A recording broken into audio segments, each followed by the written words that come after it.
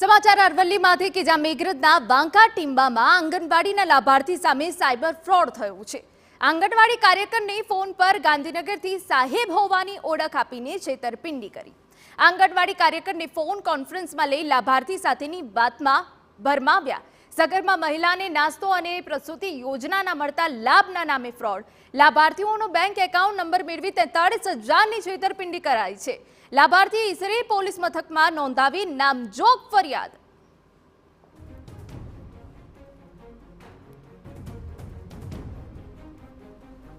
સંવાદદાતા અવનીશ ગોસ્વામી વધુ વિગતે વાત કરવા જોડાયા છે। અવનીશ, પૂરી વિગત।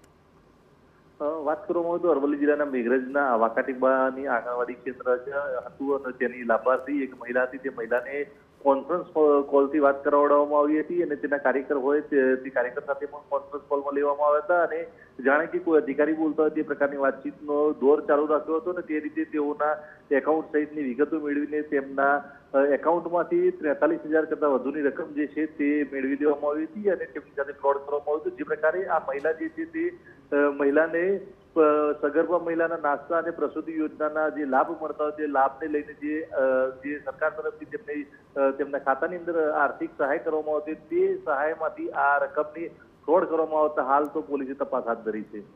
બિલકુલ, તો 43,000ની છેતરપિંડી મામલે હવે પોલીસે સમગ્ર પાસા તપાસવા માટે તજવીજ હાથ ધરી છે।